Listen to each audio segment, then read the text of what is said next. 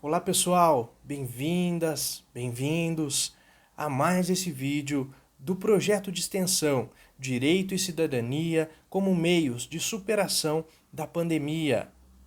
Uma realização do curso de Direito da PUC Minas aqui em Poços de Caldas.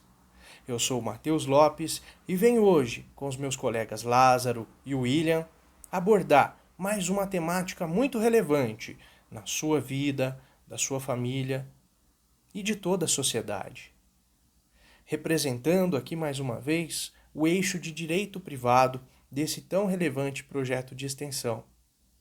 Hoje trataremos do Estatuto do Idoso, mas também de outras temáticas relevantes a respeito da pessoa idosa na sociedade como um todo.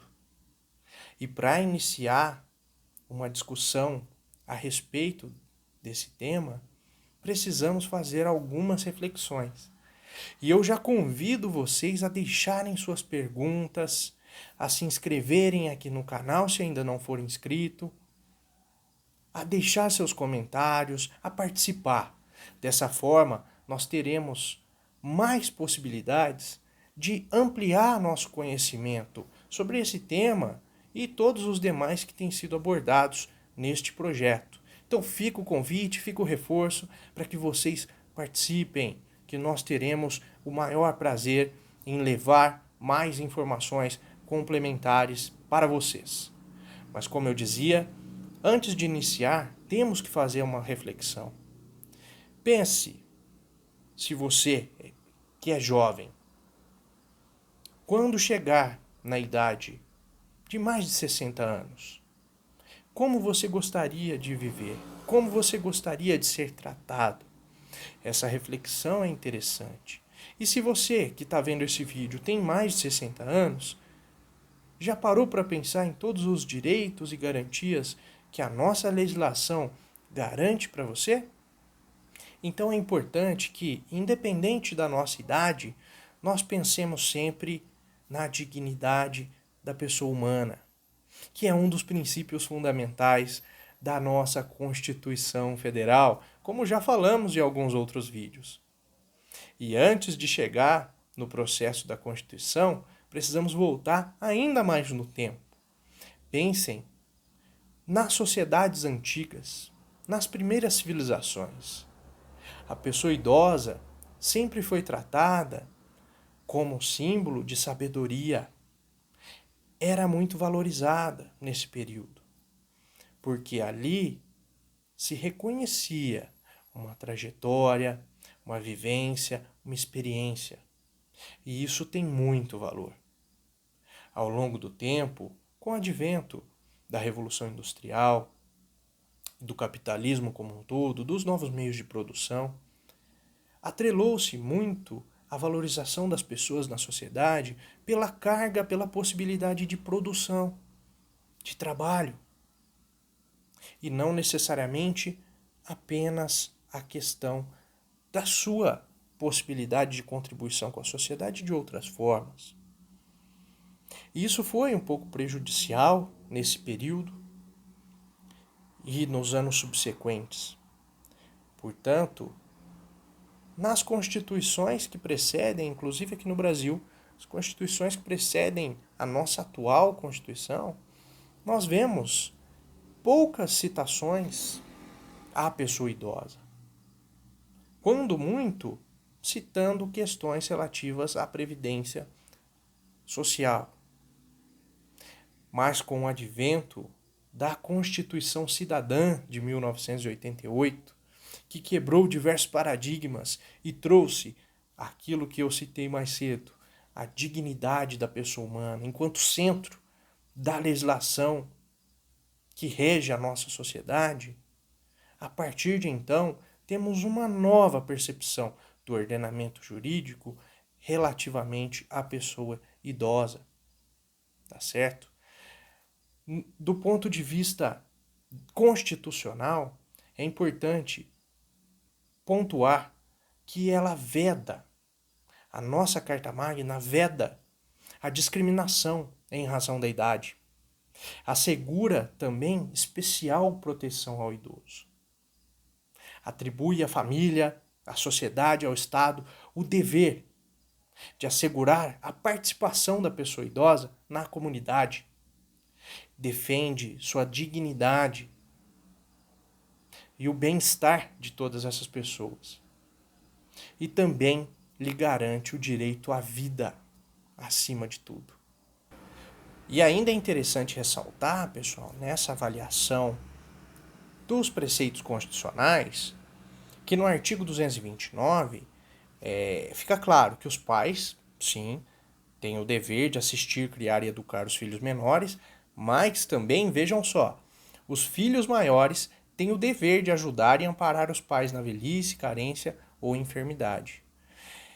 Essas colocações que nós fazemos aqui, a avaliação do ponto de vista constitucional, não pode ser relacionada a um aspecto de colocar o idoso enquanto incapaz. Pelo contrário, é absolutamente capaz de contribuir e seguir incluso na nossa sociedade. E é por isso que vem as legislações posteriores. E hoje fazemos um destaque aqui à Lei 10.741 de 2003, que é conhecido como o Estatuto do Idoso, que vem justamente para trazer no rol de seus artigos diversas defesas de direitos, mas também possibilidades de inclusão da pessoa idosa no âmbito social.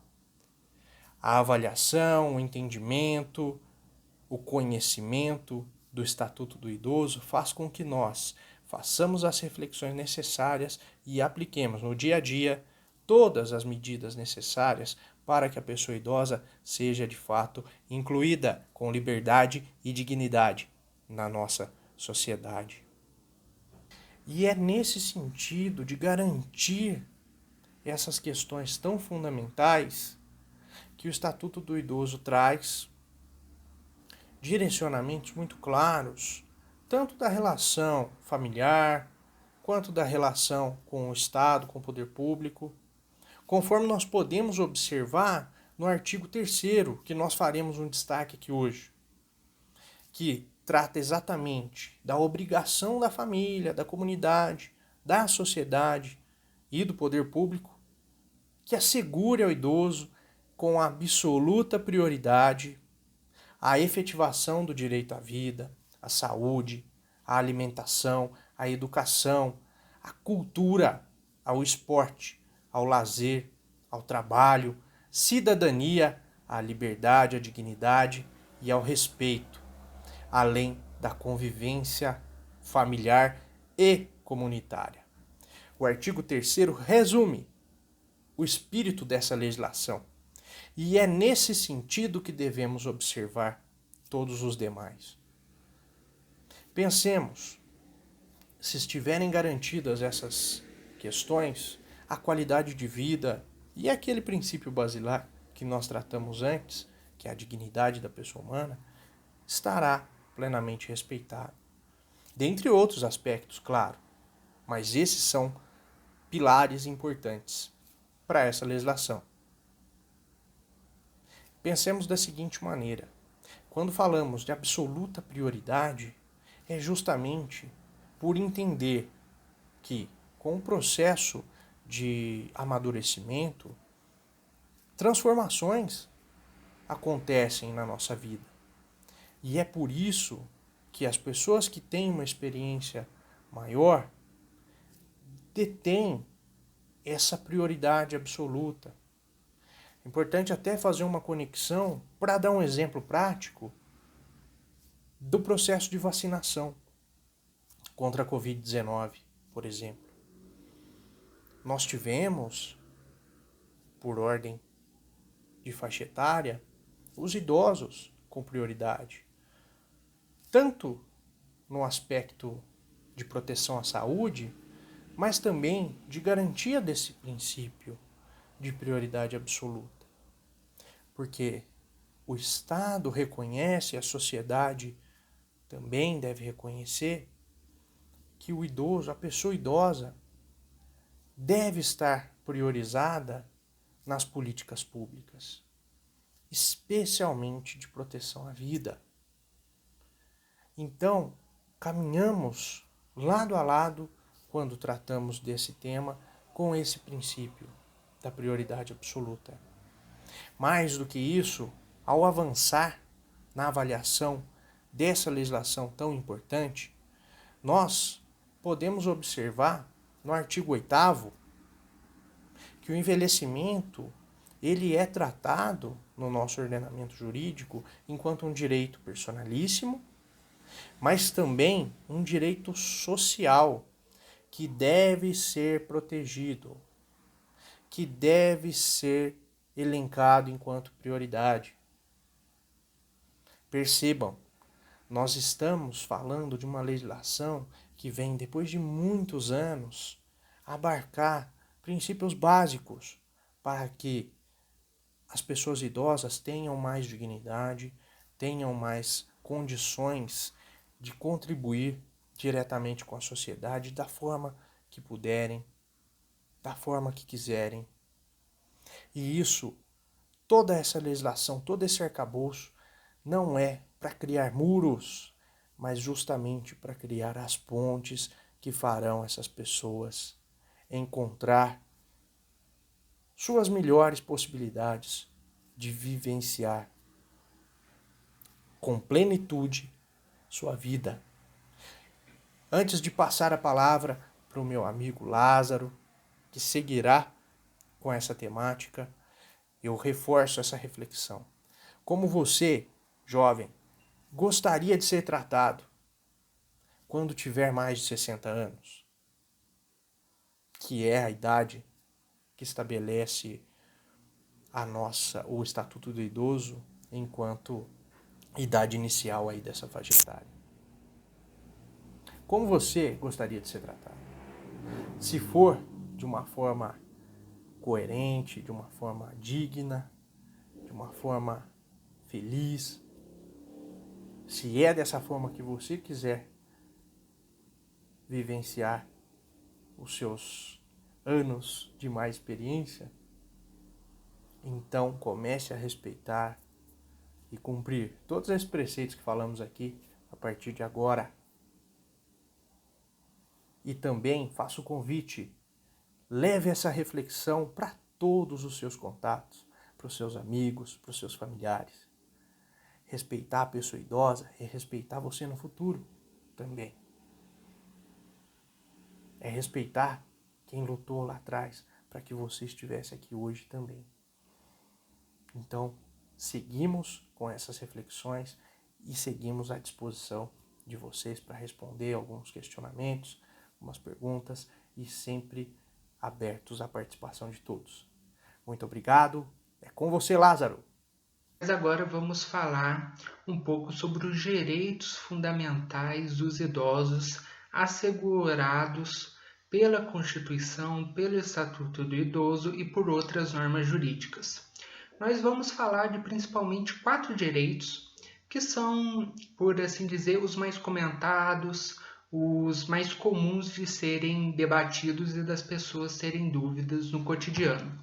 São 4 direitos os quais nós vamos tratar hoje: transporte público, pensão alimentícia, aposentadoria e direito à saúde. O primeiro deles se refere à gratuidade do transporte para pessoas acima de 65 anos. Existe a gratuidade do transporte tanto para redes municipais, os famosos circulares, quanto para redes interestaduais. Contudo, para redes interestaduais é necessário se fazer um agendamento prévio, ou seja, antes da viagem. E como é um número limitado de assentos, pode ser muitas vezes difícil de conseguir essa gratuidade. Contudo, quanto às leis municipais de gratuidade, nos transportes públicos dentro das próprias cidades, a gente há uma pequena diferença no direito a essa gratuidade em relação à idade do idoso. Algumas cidades dão essa gratuidade a 60 anos, outras dão a 65. O Estatuto do Idoso define a obrigatoriedade somente a partir de 65 anos, deixando por conta dos municípios, ou seja, das administrações locais, a inclusão ou não dos maiores de 60 anos.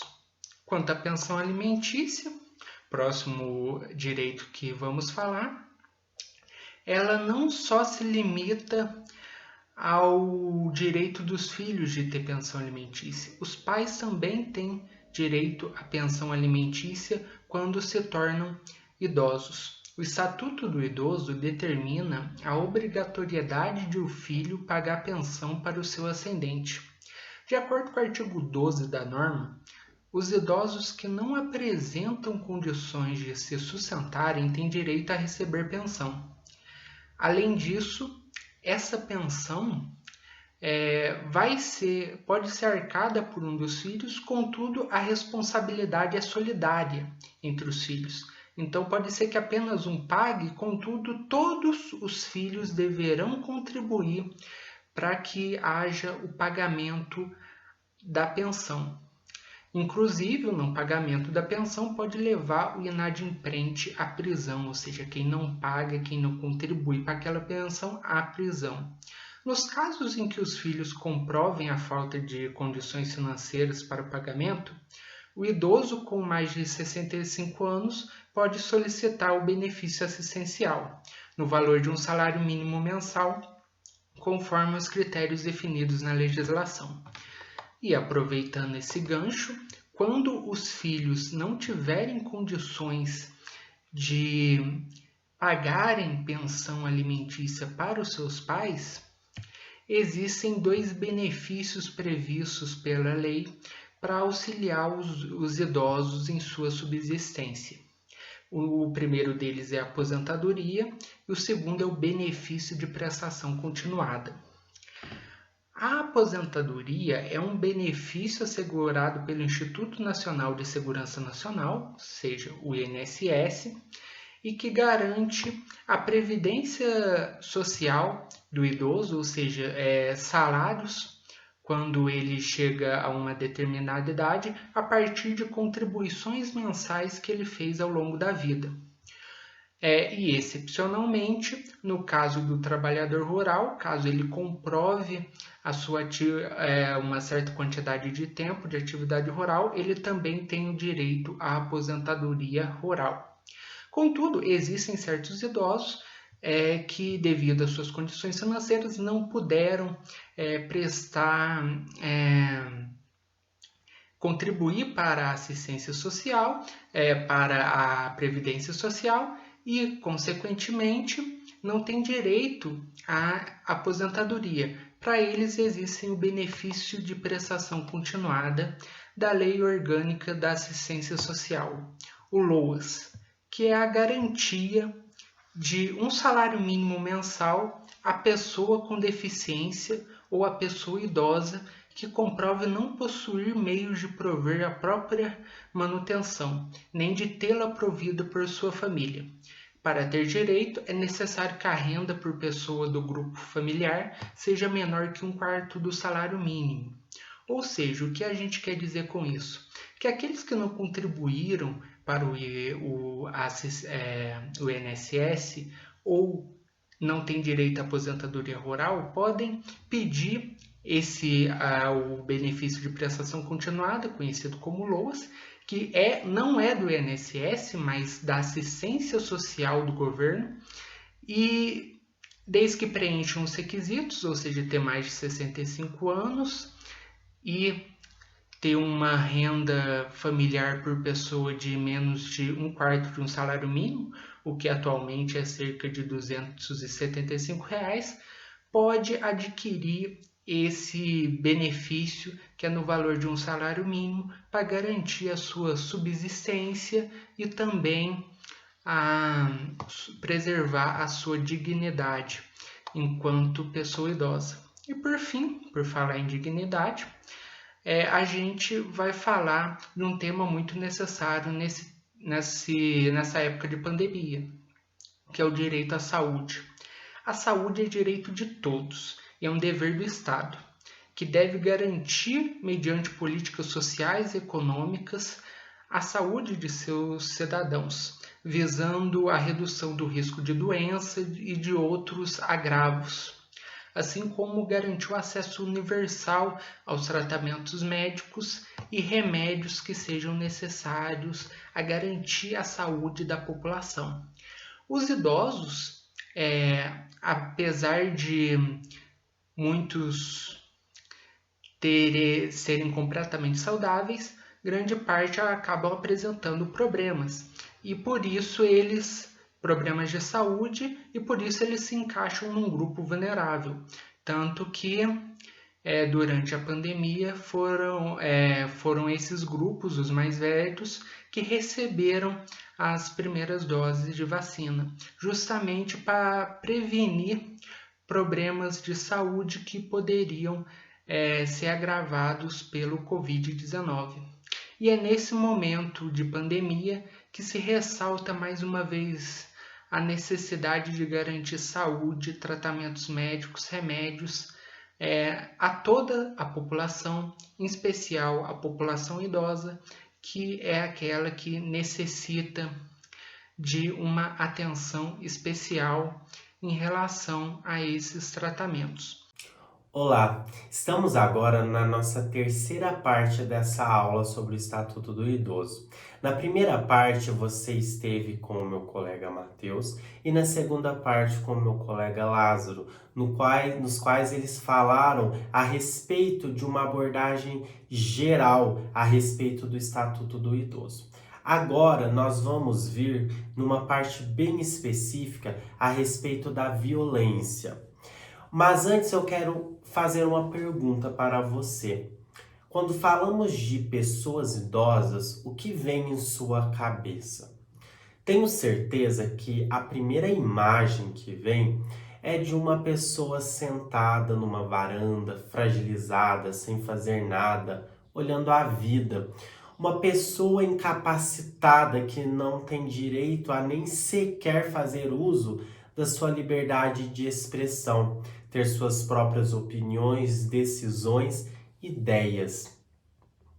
Por isso que no final dessa aula eu quero fazer uma reflexão para você quanto a isso. Mas antes, vamos para a questão da violência, porque pessoas idosas, elas sofrem violência. A ideia que são vulneráveis, frágeis, contribui ainda mais para esse aumento.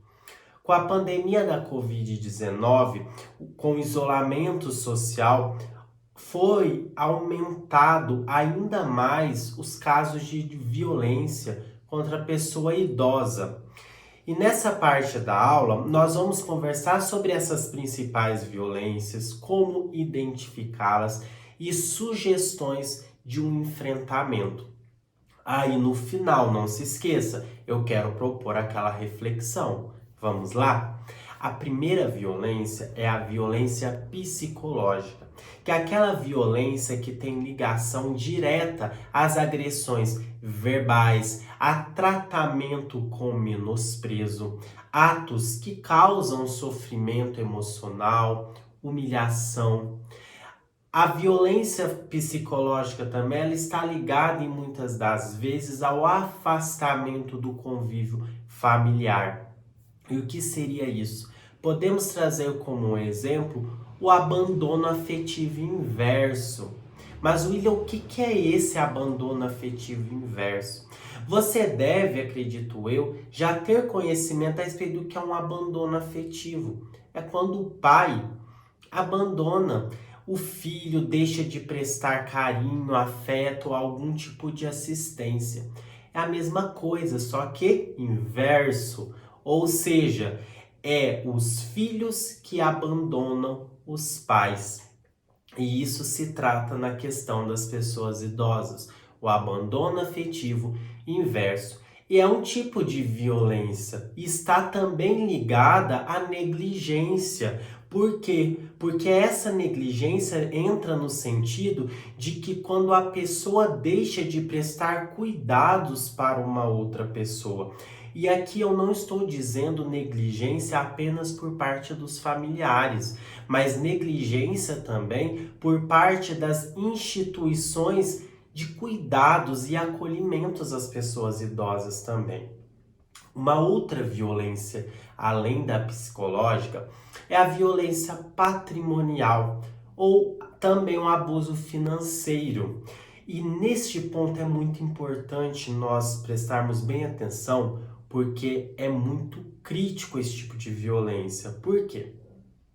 Com a pandemia e o isolamento social, aumentou também esses tipos de violência, porque as pessoas idosas deixaram de ir às instituições, muitas das pessoas idosas deixaram de ir às instituições bancárias para poder receber a sua aposentadoria, por exemplo, deixando a cargo de algum de seus familiares essa responsabilidade.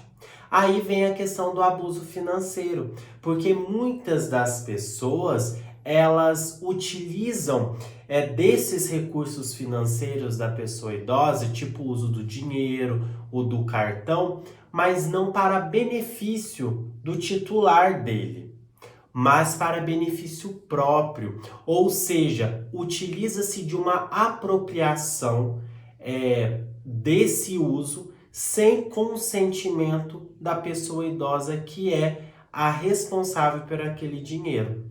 Então, é um uso que não é consentido pela pessoa idosa.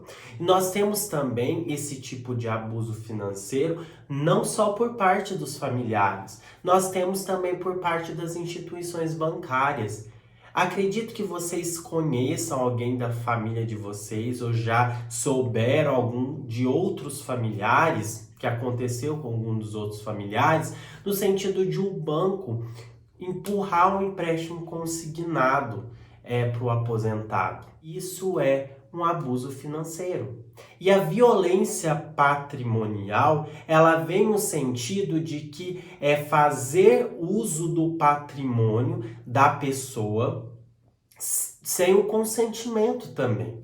Nesse caso entra a violência de falsificação de assinaturas, fazer qualquer tipo de negociação, tanto com bens imóveis quanto móveis, que são carros e outras coisas, também sem um consentimento. Fazer procurações no cartórios, dando poderes que muitas das vezes a pessoa idosa que está assinando nem saiba quais são os tipos de poderes que estão passando para aquela pessoa que vai ser titular daquele direito. Então entraria na violência patrimonial. Nós temos também a violência institucional, que é uma violência que ela é cometida dentro dos ambientes públicos ou privados. E aqui entraria tanto a agressão física quanto a verbal.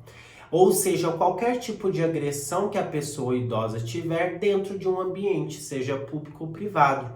Nós temos também como exemplo muito comum as questões dos hospitais e de instituições de acolhimentos, por exemplo, quando tem instalações físicas inadequadas, uma alimentação incorreta, uma falta também de administração de medicamentos. Mas eu passei para vocês agora vários tipos de violências principais. Agora vem a grande pergunta: como identificar essas violências no dia a dia? Primeiro, nós precisamos conhecer essas violências que existem, não podemos nos cegar quanto a isso. Por isso que está sendo transmitida para vocês neste momento as principais violências. E depois que vocês têm um conhecimento dessas violências, aí vem a necessidade de estarem atentos no dia a dia quanto aos detalhes, pois sairão esses pequenos detalhes que revelarão se está tendo ou não a violência. E uma vez identificada a violência, como enfrentar? Aí vem a questão. Existem diversos tipos de delegacias especializadas em proteção à pessoa idosa. Na falta da delegacia especializada, a delegacia normal mesmo podem receber esse tipo de ligação dizendo que determinada pessoa está sofrendo algum tipo de violência. Tem também o Disque 100, que também é uma forma de denunciar esses tipos de violências. Tem também o aplicativo dos direitos humanos, nos quais, através dele, vocês podem também registrarem as denúncias. E tem também a assistência social do seu município. Uma vez passada por toda essa questão, lembra no início que eu falei da reflexão? Então, agora eu quero deixar para vocês, nessas considerações finais, antes de finalizar a aula, essa reflexão de que nós não podemos fazer uso da lei natural da vida como justificativa a diversas violências, como as citadas anteriormente. Nós precisamos também combater a cultura das interdições, que hoje ela está sendo distorcida para legitimar mais violências, como a de abuso financeiro e patrimonial, que foi citada logo acima. Porque com as interdições, as pessoas, qualquer coisa, vão interditar, não está mais com as suas consciências mentais boas. Vamos interditar. Não, não é assim que funciona. Essa cultura tem que ser combatida. Então, há um desafio, que nós temos pela frente. A dignidade da pessoa humana, a dignidade da pessoa idosa, ela deve ser preservada. Nós precisamos também deixar a expressão pessoa velha e substituir para a expressão pessoa experiente. E retornando à lei natural da vida, nunca se esqueça, um dia todos faremos uso do Estatuto do Idoso. Se hoje ele está distante de você, amanhã ele te protegerá. O que faz dessa nossa conversa, através dessa aula, ainda mais necessária, importante e relevante. Por isso, curte, comente, compartilhe com todas as pessoas que precisam conhecer o Estatuto, refletir da mesma reflexão. Permanecemos firmes na luta pelos direitos sociais, compartilhando conhecimento e o melhor, de forma descomplicada. Em nome do Eixo Direito Privado, eu desejo a todos um grande abraço e até a próxima aula.